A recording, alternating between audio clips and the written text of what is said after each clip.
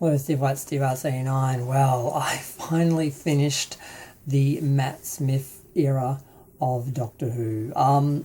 Yeah, I was trying to get through the whole of modern Doctor Who. I'd done a little sample of the classic Doctor Who because that's just too difficult to try and get all those episodes and watch all those. So I just tried to watch a little bit from each Doctor and then go into the modern era. And I thought I had every season, but I didn't realize I didn't have Flux and the Legends of the Sea, Sea Devils. But fortunately, I watched them on ABC, so that kind of worked out okay. But yeah, I got through. I didn't really like Christopher Eccleston, but I liked the next Doctor. I forgot his name, David Tennant, and I was really enjoying that. And this marathon was only supposed to take 2 weeks, but it's taken about 2 months, I think. I really dragged out the David Tennant episodes and seasons because I liked them and I enjoyed them. And then when we got to Matt Smith, just drop all of a sudden to, now we're on a new show with a new Doctor and new companions and new everything, and it's just totally different tone. It's just totally a different show. And I really had trouble getting into it. And I kept putting it down and putting it down and putting it down, and weeks went by. Eventually I got back into it, and Matt Smith grew on me a little bit. I like that he was younger and he had better energy than some of the other Doctors.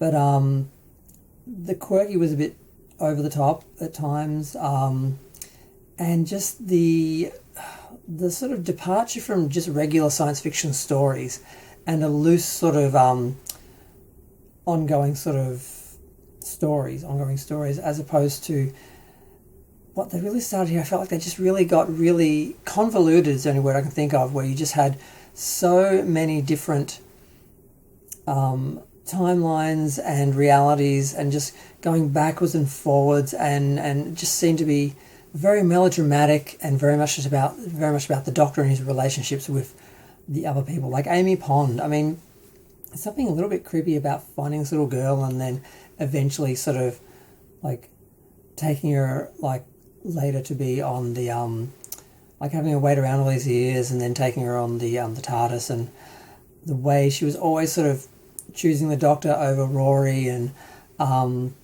just I don't know, Rory. I liked Rory, and I didn't like Amy. She was annoying and abusive. How many times did she hit Rory? Like, seriously, I don't find that funny. The amount of abusive women we have on TV, and the men who just get beaten, and it's like, oh, that's a funny joke, haha, she smacked the guy in the face, oh, hilarious. So I didn't like her. Yeah, I mean, yeah, it was a struggle, and River Song, she was okay, but just overused. So it grated on me a little bit, but there were a few stories I enjoyed and a few elements of the character I liked, but just it became more and more difficult. And I'm watching every episode in order. I can't imagine how someone would have stepped into that show and just watched 1 or 2 episodes in the season. Like, you couldn't just watch Doctor Who on like a Saturday night or wherever it was shown in Britain. You had to sort of know like 5 years of canon, and even though it was like a fresh start, it still was just so feeding off its own storylines and mythology and everything. It just became really insular. And I'm guessing they were just playing to their core audience and not really caring about the general audience or new people. So I just found that really difficult. That and Capaldi era as well, because I have finished the whole of Doctor Who, and I sort of am sitting down and just going through each era of the last couple of eras, because I really had to finish this marathon for my Star Trek 59th anniversary marathon, which I'm now 2 days behind in starting because I didn't finish Doctor Who on time. I should have had a couple of weeks in between. So yeah, I found Matt okay, but it was hard to get into the show, and then I found it really difficult and really just kind of incestuous with its own mythology, and just went around and around in circles. They just so got off on playing with the timelines, and this person's this person, and this happened this time, and this happened that time, and now this person means this with that, but just like that. For me, that's not the story of Doctor Who.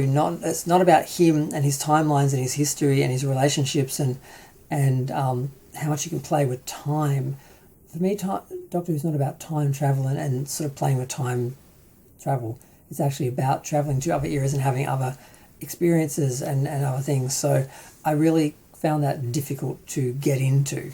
But at the end of the day, I just had to get through it. I enjoyed it. Towards the end, there are a few episodes, but it was a bit of a struggle. But yeah, so I had to do a little Matt Smith era review now. I've sort of watched it. I might revisit the shows in a couple of years and actually do some actual reviews of maybe review some specific episodes I liked, or do a season 1, season 2 sort of thing and just highlight the good episodes. But right now, I just want to talk about each Doctor and each era as I'm just sort of reflecting on it, as I've just sort of experienced them for the first time. But yeah, I'm going to go. Feel free to share, like, comment, subscribe. Let me know what you think of Matt Smith and his era. Not the beginning of the ratings decline, but yeah, getting there.